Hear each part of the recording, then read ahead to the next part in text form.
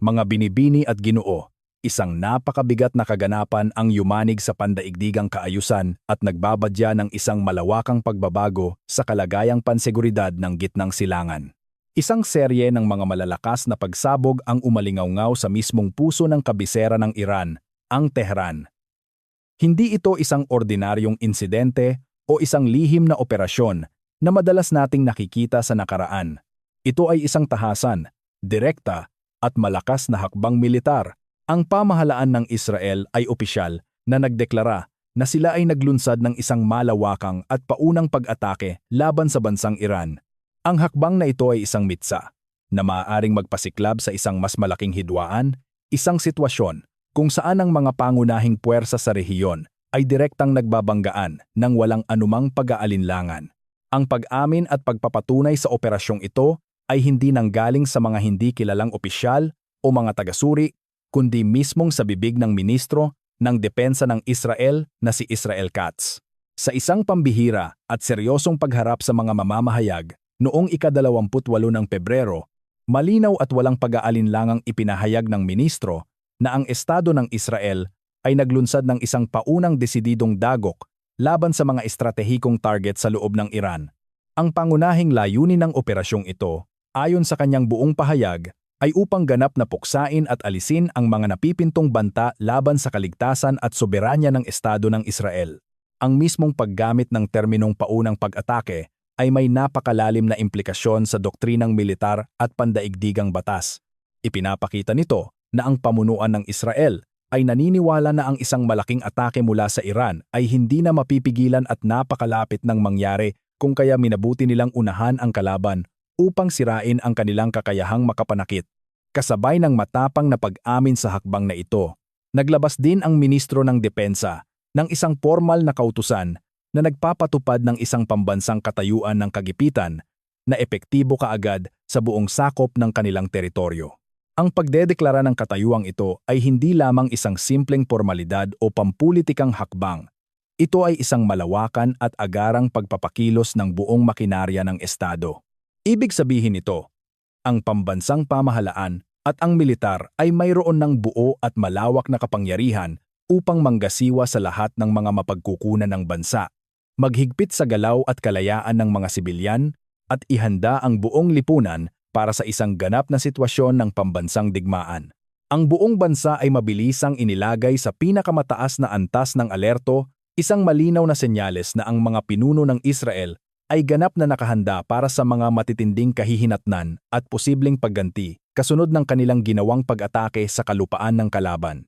Sa oras ding iyon, ang nakakabahalang tunog ng mga sirena ng babala ay magkakasabay na umalingaw-ngaw sa iba't ibang rehiyon, lungsod at komunidad sa buong Israel. Ang matinis at tuloy-tuloy na tunog na ito ay isang direktang paalala sa bawat mamamayan na ang banta ng pagganti ay totoo, madalian, at maaaring dumating anumang oras. Ang mga kalye na dating puno ng buhay, komersyo at aktibidad ay mabilis na nabalot ng tensyon, pangamba at pag-asa sa isang hindi tiyak at mapanganib na hinaharap. Ang biglaang pagbabagong ito mula sa normal na pang-araw-araw na takbo ng buhay patungo sa isang lipunang nakahanda at nag-aabang sa pagbagsak ng mga bomba ay nangyari sa loob lamang ng ilang maiikling sandali na malinaw na nagpapakita ng bilis ng paglala ng pangkalahatang sitwasyon.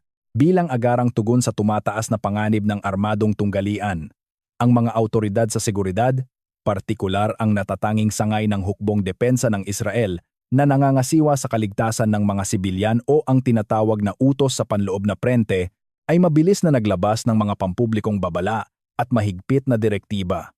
Inabisuhan nila ang lahat ng mga residente na manatiling malapit sa mga ligtas na kanlungan at mga pasilidad na panlaban sa bomba. Ang malawakang babalang ito ay isang aktibong hakbang upang maprotektahan ang buhay at kaligtasan ng mga ordinaryong mamamayan mula sa mahigpit na inaasahang pag-ulan ng mga misil o drone mula sa kabilang panig. Mahigpit ding ipinag-utos ng militar na limitahan agad ang lahat ng mga hindi mahahalagang paglalakbay sa mga lansangan at panatilihin ang mga tao sa mga lugar na madaling makapasok sa mga pinatibay na silid at istruktura kapag kinakailangan. Gayunpaman, sa kabila ng napakataas na antas ng pambansang alerto at mabilisang paghahanda ng Estado, Maingat ding nilinaw ng pamunuan ng militar na sa kasalukuyang yugto ng krisis, hindi pa formal na kinakailangan na pumasok at magkulong sa loob mismo ng mga kanlungan ang mga mamamayan. Ang direktiba sa kasalukuyan ay nakatuon pa lamang sa aktibong paghahanda, pagiging alerto, at mabilis na pagtukoy ng mga pinakaligtas na lugar na malapit sa kanilang mismong kinaroroonan o pinagtatrabahuan.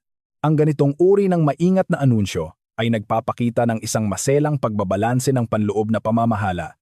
Ang mga pinuno ng militar ay nais siguraduhin na ang buong populasyon ay handa ng mabilisang kumilos kung sakaling magsimulang bumagsak ang mga sandata ng kalaban, ngunit pilit din nilang iniiwasan ang magdulot ng matinding gulat at kalituhan na maaaring mas magpalala sa masalimuot na sitwasyon.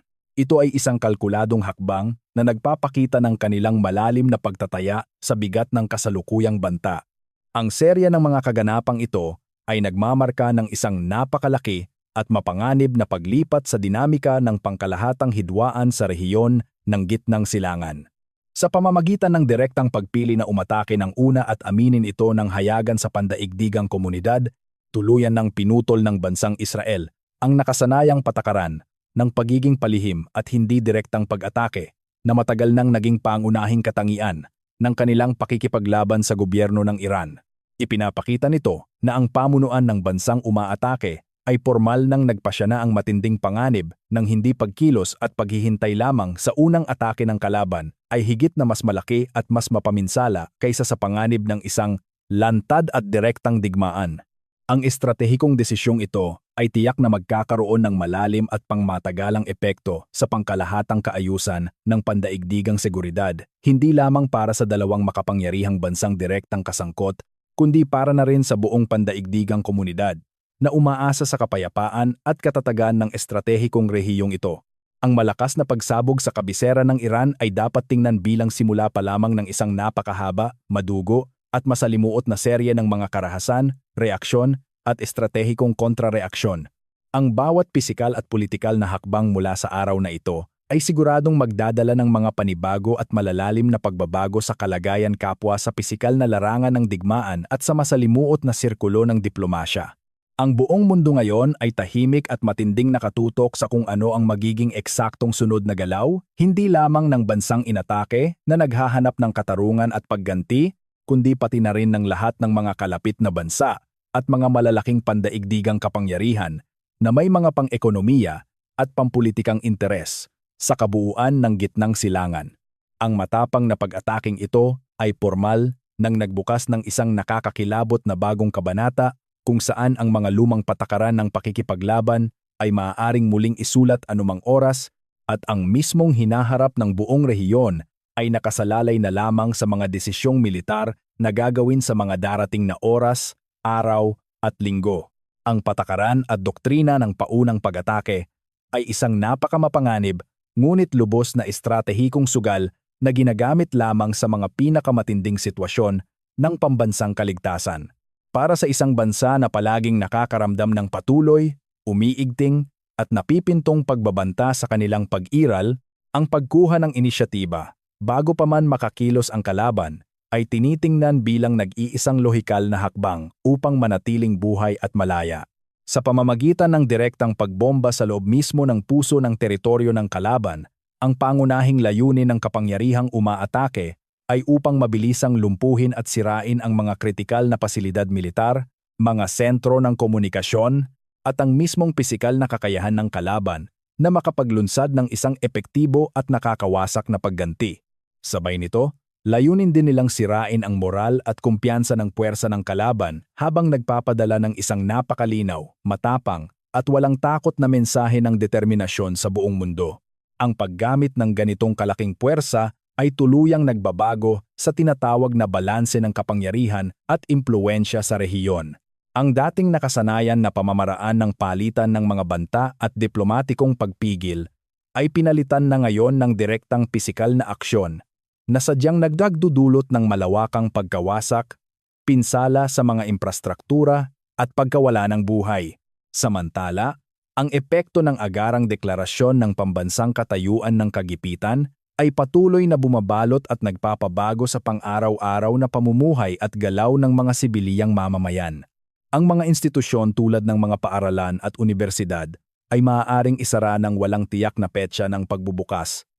Ang mga komersyal na negosyo ay mapipilitang tumigil sa operasyon at ang lahat ng mga pangunahin at mahahalagang serbisyo ay eksklusibong ilalaan para suportahan ang mga malalaking pangangailangang militar, medikal, at panligtas buhay ng Estado. Ang buong panlipunang istruktura ay pansamantalang isinasantabi at sinususpinde upang magbigay ng buong daan at suporta sa isang nag-iisang pinakamahalagang layunin, ang depensa at kaligtasan ng pambansang teritoryo. Ang napakabigat na kalagayang ito ay likas na nagdudulot ng isang natatanging uri ng pagkakaisa, pagtutulungan, at kabayanihan sa hanay ng mga tao.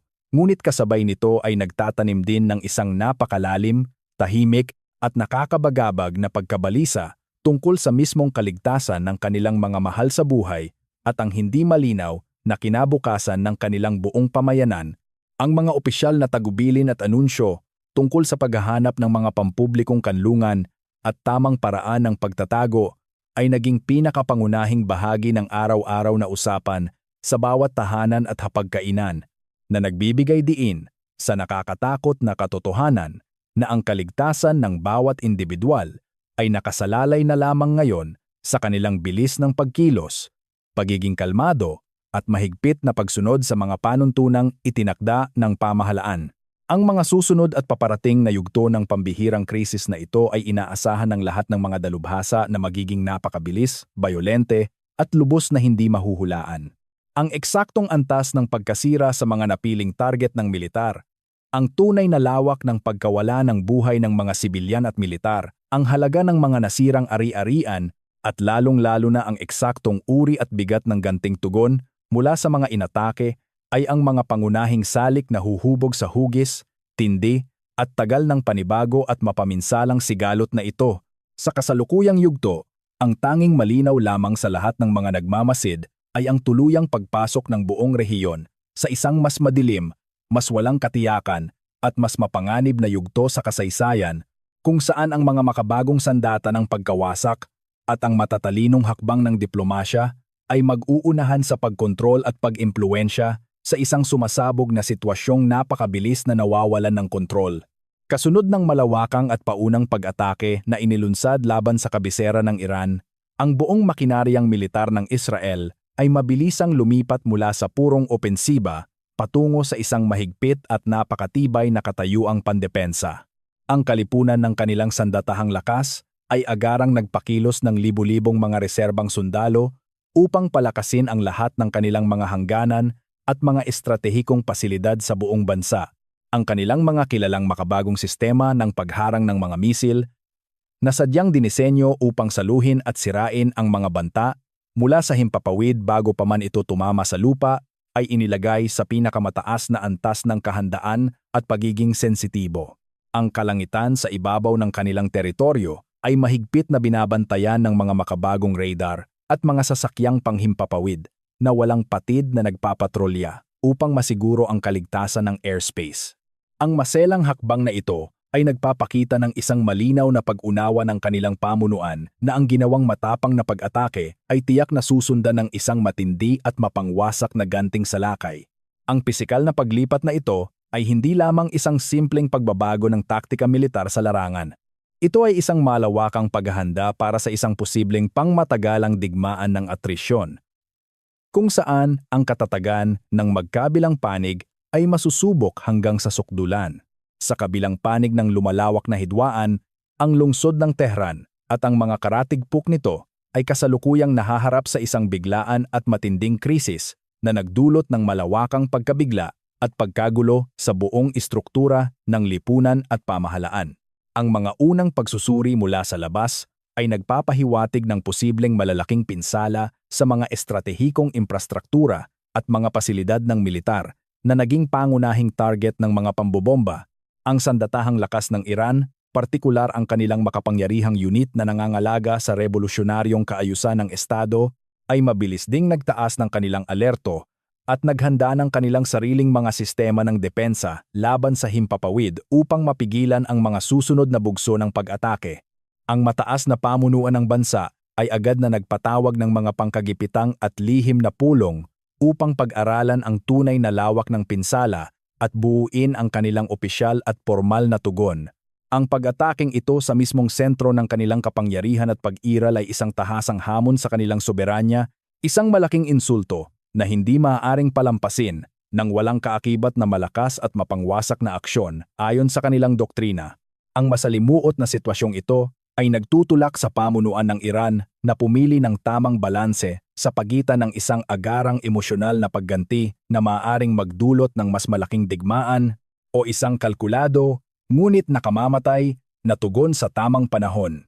Ang pambihirang kaganapang ito ay tuluyan ng bumura sa matagal ng umiiral na sistema ng tinatawag na aninong digmaan sa pagitan ng dalawang magkaribal na bansa.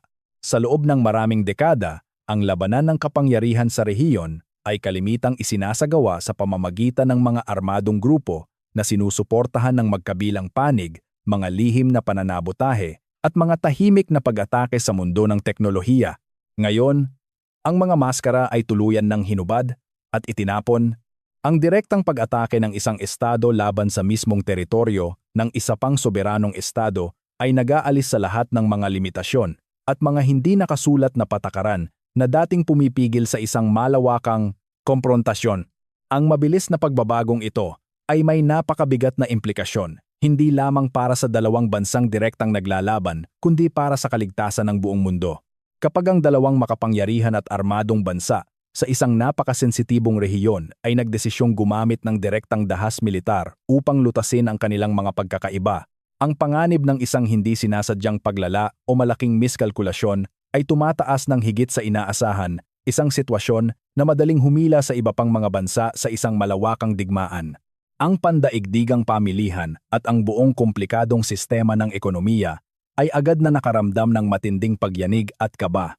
Kasunod ng pagkalat ng mga balita tungkol sa pag-atake, ang halaga ng langis sa pandaigdigang merkado ay mabilis na tumaas patungo sa mga antas na hindi pa nakikita sa mga nakalipas na panahon. Ang rehiyon ng Gitnang Silangan ang nagsisilbing pinakapangunahing pinagmumulan ng enerhiya ng buong mundo at anumang seryosong banta ng kawalang katatagan o karahasan sa teritoryong ito ay may direktang at agarang epekto sa presyo ng mga pangunahing bilihin, gastos sa transportasyon, at kabuuang produksyon sa bawat sulok ng daigdig. Ang mga malalaking namumuhunan ay mabilis na nag-alis ng kanilang mga bilyon-bilyong pondo mula sa mga mapanganib na pamilihan at dali-daling inilipat ito sa mga mas ligtas na imbaka ng yaman tulad ng ginto at mga matatag na reserbang pera. Ang malalim na pang-ekonomiyang epekto na ito ay malinaw na nagpapakita kung paano ang isang tila lokal na hidwaan sa isang partikular na rehiyon ay madaling magdulot ng malawakang pagdurusa at kahirapan sa mga ordinaryong mamamayan ng mga bansang walang anumang kinalaman sa mismong pampulitikang digmaan. Ito ay isang masakit na paalala ng mahigpit at marupok na pagkakaugnay-ugnay ng ating modernong pandaigdigang sistema ng kalakalan. Bilang matinding karagdagan sa pagtaas ng presyo ng langis, ang kaligtasan ng mga pangunahing pandaigdigang rutang pangkalakalan sa katubigan ay nahaharap ngayon sa pinakamalaki at pinakaseryosong banta. Ang mahahalagang kipot at mga daluyan ng tubig malapit sa pinangyarihan ng sigalot na siyang dinadaanan ng napakalaking bahagi ng pandaigdigang kalakalan at supply ng enerhiya ay biglang itinuturing na mga mapanganib na sona ng digmaan. Ang mga dambuhalang kumpanya ng pagbabarko ay napipilitang baguhin ang mga ruta ng kanilang mga barko palayo sa rehiyon, isang hakbang na nagdudulot ng matitinding pagkaantala sa paghahatid ng mga produkto at nakakagulat na pagtaas ng mga gastos sa transportasyon.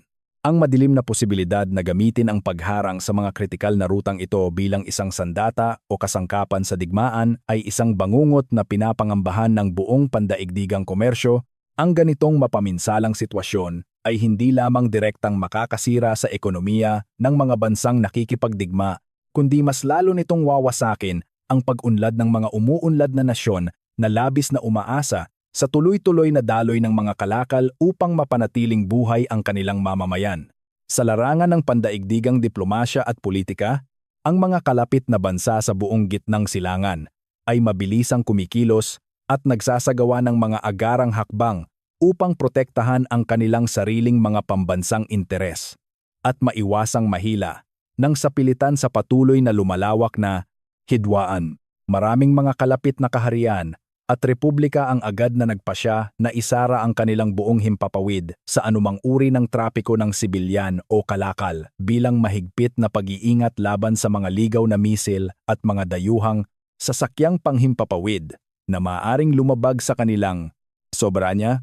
Ang mga matataas na pinuno ng mga bansang ito ay kasalukuyang nasa gitna ng sunod-sunod, walang patid at masinsinang mga pag-uusap upang humanap ng isang mabisang paraan na pahupain ang umiinit na tensyon o limitahan ang heograpikal na saklaw ng karahasan.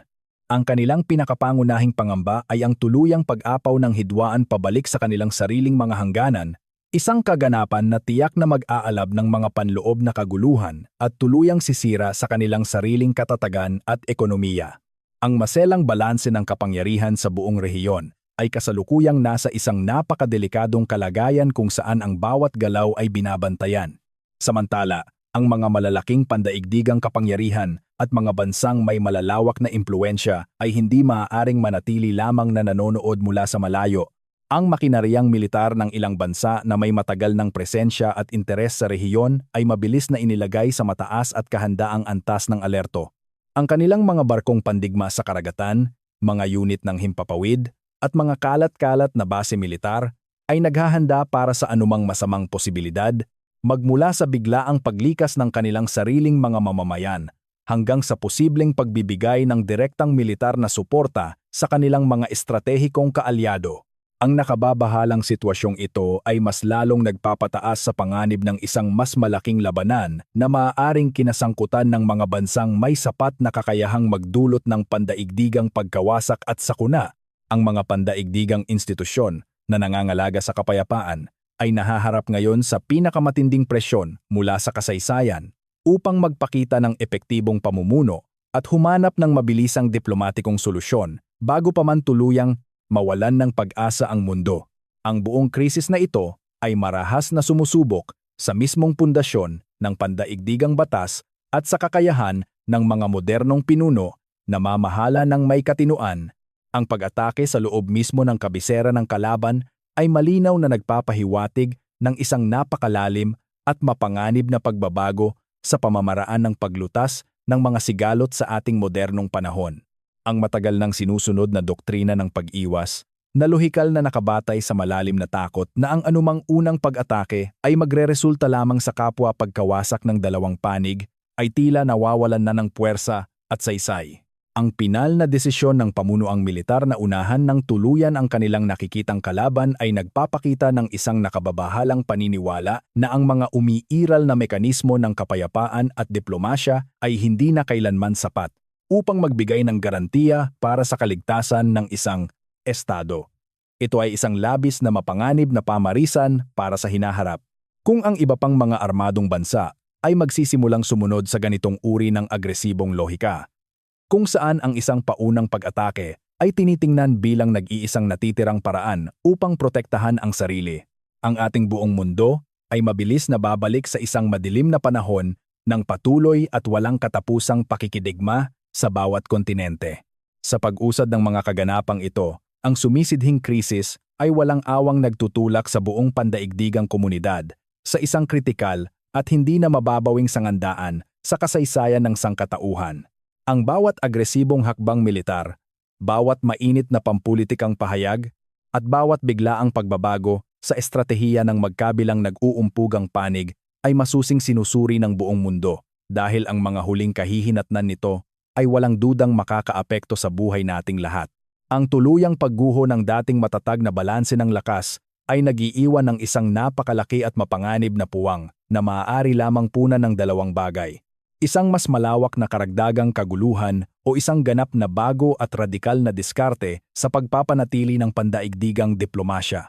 Habang ang mga magkakalabang hukbo ay patuloy na nagpapalakas ng kanilang mga hanay at ang mga matataas na pinuno ay patuloy na nagbabalangkas ng kanilang mga nakamamatay na susunod na hakbang, ang buong mundo ay nakatayo sa bingit ng isang bangin, naghihintay kung tuluyan na bang masisira ang pangkalahatang kaayusan Bago pa man may mamagitan pabor sa rasyonalidad at tunay na kapayapaan, habang lumilipas ang mga unang araw mula sa malawakang at paunang pag-atake, ang mabilis na tunggalian ay tiyak na magpapalit ng anyo patungo sa isang mahaba at mapangwasak na digmaan ng pagtitiis.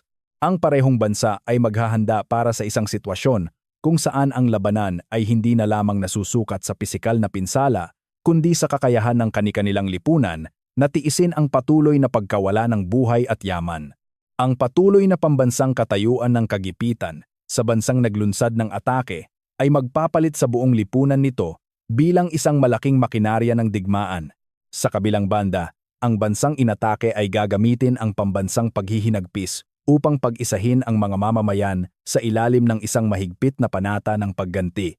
Lilikha ito ng isang henerasyon na nabubuhay sa ilalim ng anino ng patuloy na takot at mga bombang maaaring bumagsak mula sa kalangitan anumang oras. Ang hidwaan ay tiyak na hindi mananatiling nakakulong sa kanilang sariling mga hangganan. Ang masalimuot na sapot ng mga alyansa sa gitnang silangan ay mangangahulugan na ang mga armadong grupo at mga lihim na organisasyon sa buong rehiyon ay agarang maglulunsad ng kani-kanilang mga kampanya. Mula sa kalapit na hilaga hanggang sa mga katubigan sa timog, kikilos ang mga puwersang ito upang ikalat ang atensyon ng militar at buksan ang maraming iba't ibang larangan ng labanan. Ang paglawak ng saklaw ng labanan ay magiging isang nakakatakot na katotohanan na mas lalong magpapahirap sa anumang pagtatangka para sa isang mabilisang tigil putukan. Ang mga estadong nagnanais manatiling neutral ay matatagpuan ang kanilang mga sarili na naiipit sa gitna. Ang paggamit ng kanilang himpapawid para sa mga misil ay magiging isang matinding issue ng soberanya na maaaring mabilis na humila sa kanila sa mismong malawakang digmaan. Sa mas malawak na pandaigdigang entablado, ang mga dambuhalang imperyo at pangunahing kapangyarihan sa mundo ay mahihila ng mas malalim sa kumunoy ng sigalot na ito dahil sa kanilang malalaking pansiguridad na interes. Ang pamunuan ng mga makapangyarihang bansa sa kanluran ay mapipilitang magpadala ng mas maraming kagamitang militar at posibleng karagdagang tropa upang suportahan ang kanilang pangunahing kaalyado. Samantala, ang mga pandaigdigang katunggali ay tiyak na sasamantalahin ang pagkakataong ito upang magbigay ng patagong suporta sa kabilang panig. Ang buong rehiyon ay muling magiging isang madugong larangan ng paligsahan para sa pandaigdigang dominasyon kung saan ang kapalaran ng milyon-milyong lokal na residente ay magiging pawang mga kasangkapan lamang sa isang mas malaking laro ng kapangyarihan. Ang pinakamalaking kasawian sa makasaysayang kaganapang ito ay ang mismong arkitektura ng pandaigdigang batas at kaayusan ng seguridad. Ang mga institusyong pangkapayapaan ay magmumukhang walang kakayahan na pigilan ang direktang pag-atake ng isang soberanong nasyon sa isa pa. Ang pagkawasak ng ilusyong ito ng pangkalahatang proteksyon ay magbubunsod ng isang matinding kawalang tiwala sa mga kasunduan. Dahil dito, ang mundo ay makakasaksi sa isang panibago at mas mapanganib na paligsahan sa pagpapalakas ng sandatahang lakas. Ang mga bansang nakaramdam ng kahinaan ay magpupursigi na bumuo ng mga makabagong sandata, kabilang ang pinakapangwasak na uri ng armas, bilang tanging tunay at maaasahang garantiya laban sa pananakop. Ang krisis na ito ang maaaring maging mitsa na magtutulak sa tuluyang pagdami ng mga bansang nagtataglay ng kakayahang wasakin ang buong daigdig. Sa larangan ng pandaigdigang ekonomiya, ang mahabang panahong kawalang katiyakan at patuloy na banta sa daloy ng enerhiya mula sa gitnang silangan ay magtutulak sa isang sapilitang pagbabago sa sistema ng kalakalan. Ang mga bansang umaasa sa langis ay mapipilitang pabilisin ang paghahanap ng mga alternatibo bilang isang pangunahing panukalang panseguridad. Unti-unting mapapalitan ang malayang pandaigdigang kalakalan ng matinding pag-asa sa sariling kakayahan upang maiwasan ang estratehikong kahinaan. Sa huling pagsusuri, ang matapang at paunang dagok militar na ito ay isang lindol na nagpabago sa landas ng kasaysayan. Tinapos nito ang yugto ng diplomasya at binuksan ang isang bagong kabanata kung saan ang hayagan at paunang paggamit ng matinding lakas ay muling naging pangunahing kasangkapan ng mga estado. Ang buong sangkatauhan ay kasalukuyan ng naglalayag sa isang napakadilim, hindi kilala, at labis na mapanganib na karagatan ng mga bagong pandaigdigang hidwaan.